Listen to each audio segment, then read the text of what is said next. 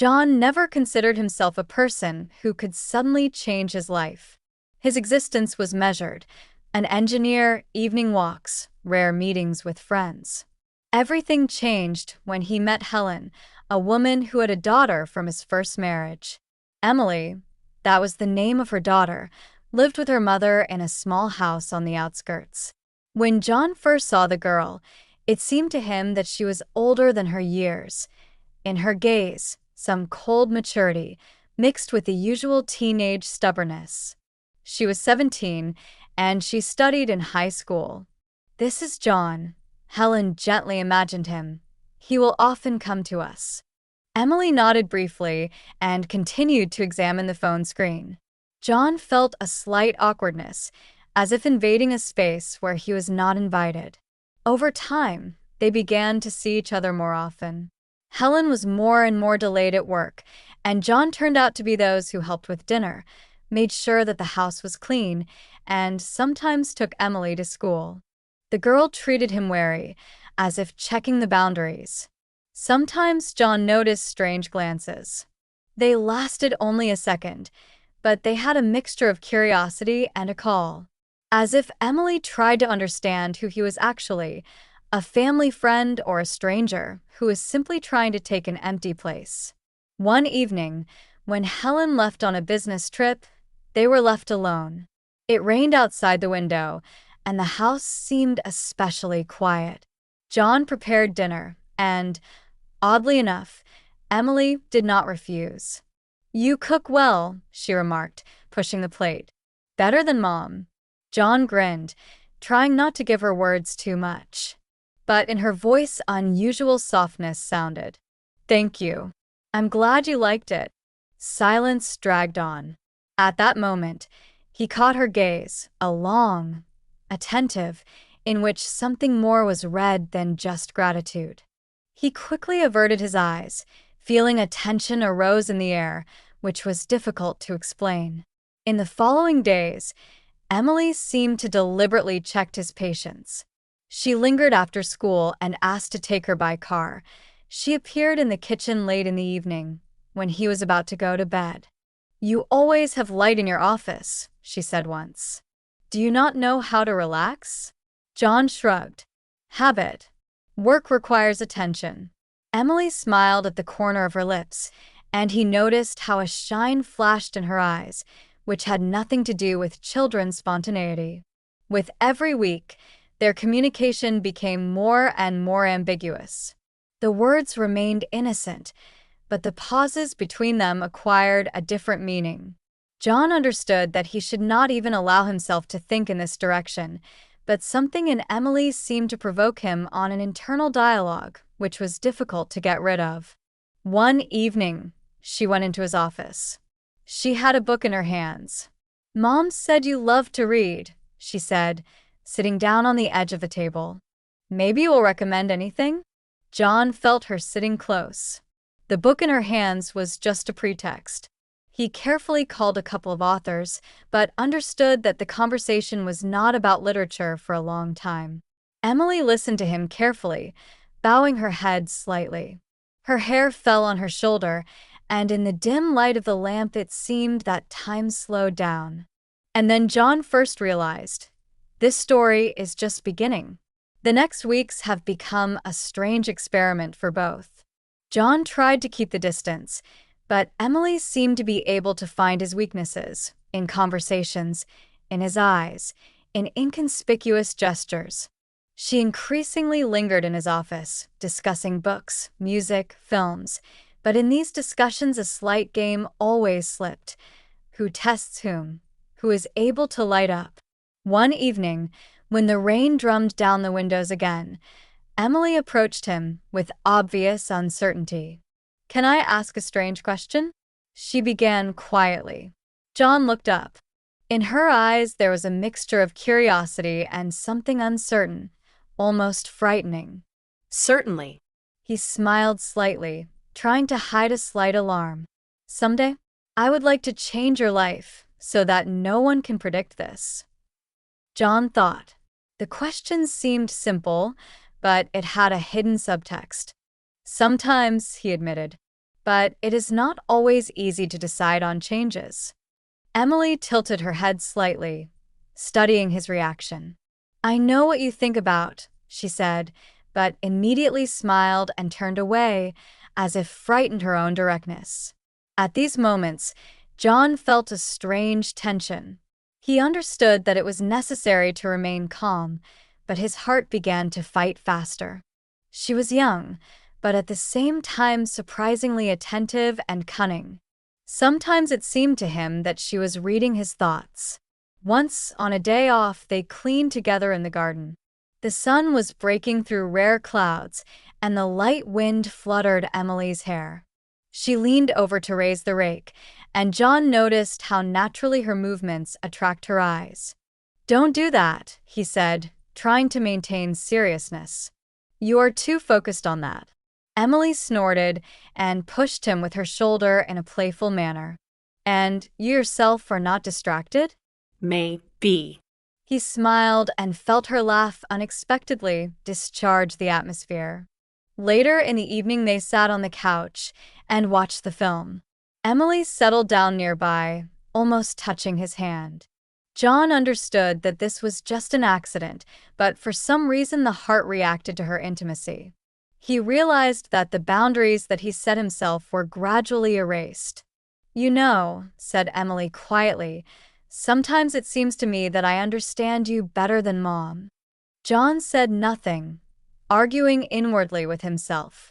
These words were too simple to ignore them and too dangerous to perceive literally.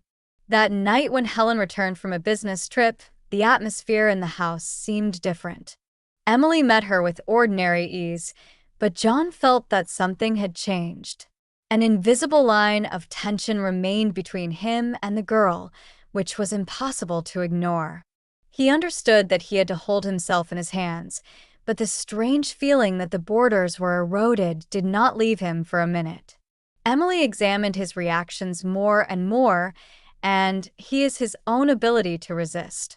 The next day, when John took her to school, Emily suddenly said, "You are always so calm, or just next to me?" He laughed, trying to hide the inner tension. "Only sometimes." Emily smiled at the corner of her lips, as if a small secret played in her eyes, which he should not reveal. And at that moment John realized, their story only gaining momentum. Autumn entered into its rites, and the cool wind looked out the windows of the house, where John and Emily were increasingly left together. The days became shorter, and the evenings became longer, which imposed a special atmosphere on their communication. It seemed that the whole world slowed down when they were left alone. One evening, when Helen lingered at work, Emily settled next to him on the sofa. She held a photograph from the school album in her hands, and her fingers slowly glided along her surface.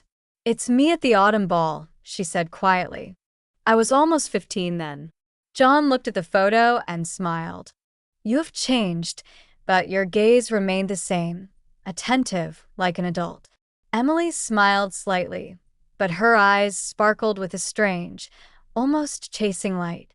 "Do you always notice such little things?"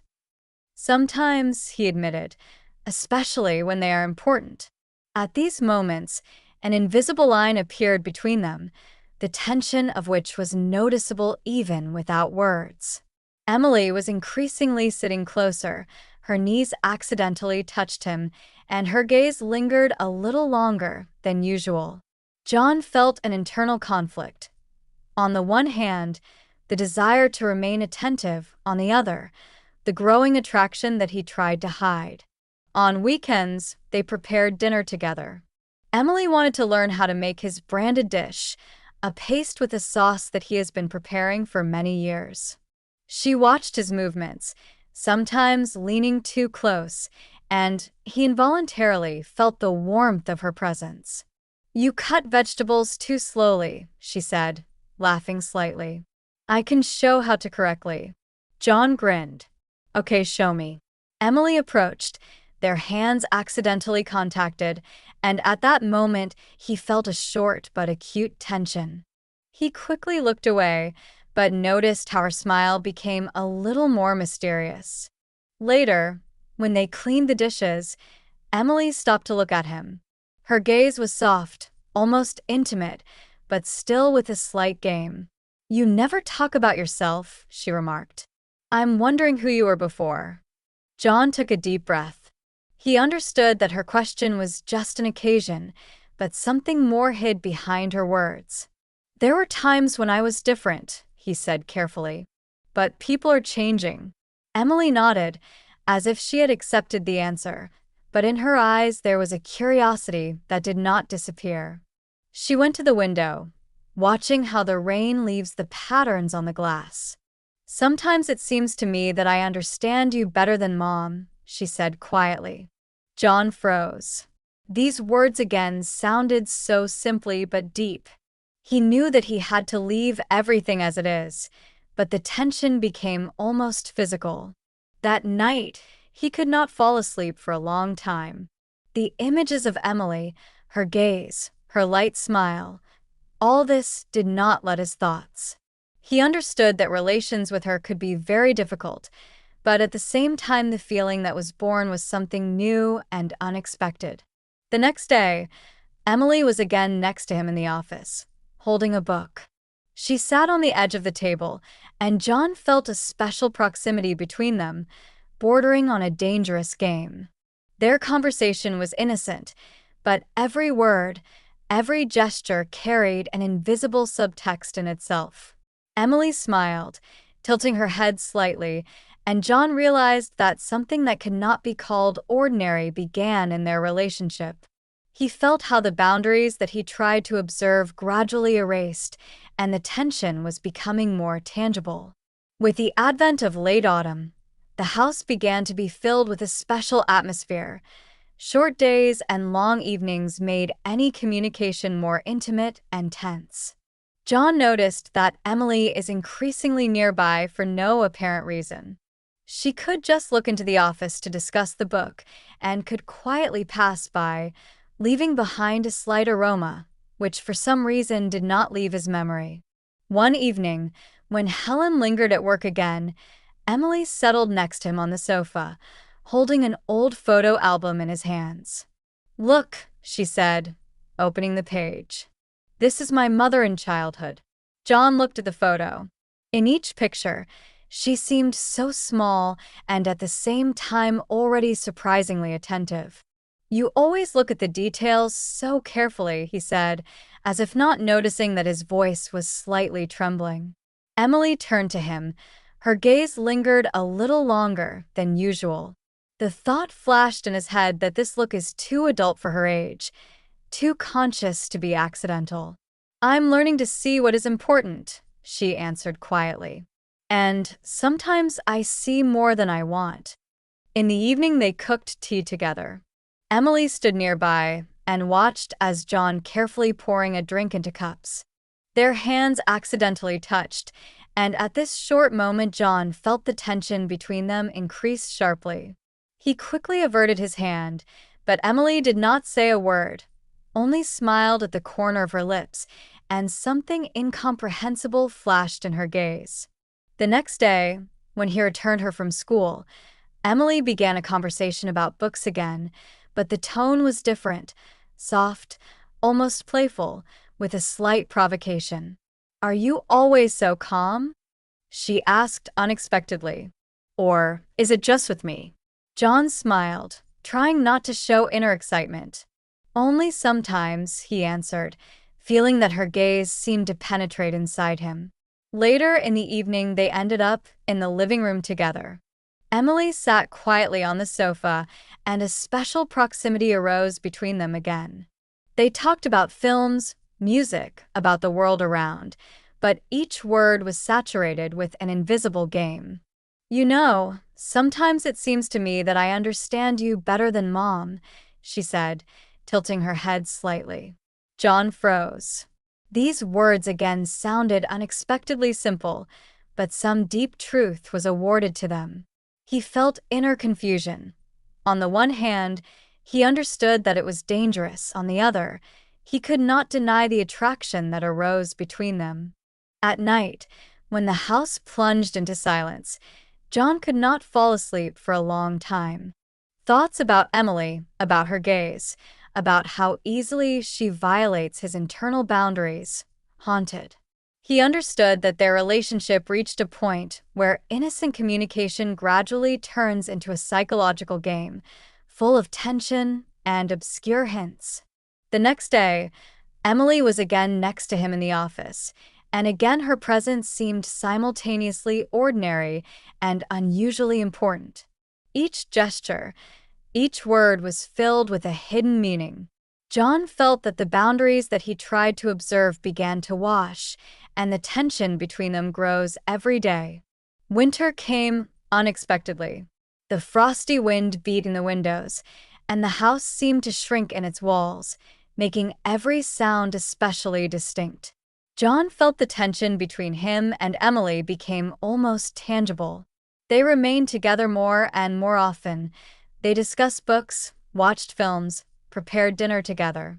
But now in these usual actions something new was through unspoken, almost tangible in the air. One evening, when Helen was at a party at his colleague's, Emily went up to his living room. She held in her hands an old book, which he had long wanted to read. "I thought about what you said before," she said quietly. "About the changes, about how sometimes I want to take a step into the unknown." John looked at her. In her eyes there was a light shine, a mixture of call and trust. He understood that she was looking for reactions, checking his internal boundaries. But now he no longer experienced the previous confusion. He realized his feelings and knew how to control them. "Sometimes changes are not what comes from the outside," he said calmly. "They begin inside us." Emily smiled, as if taking an answer and at the same time a challenge. They were silent, sitting nearby, feeling special intimacy. Their conversations and views have long become part of the invisible game, where the words were only a pretext. In the evening, when John went to bed, he noticed that Emily quietly approached the door of his room. She looked at him with one of those of her attentive views and said, "Thank you for today." "And for tomorrow," he answered softly. Silence reigned in the house. John realized that relations with Emily have reached a new, more mature stage.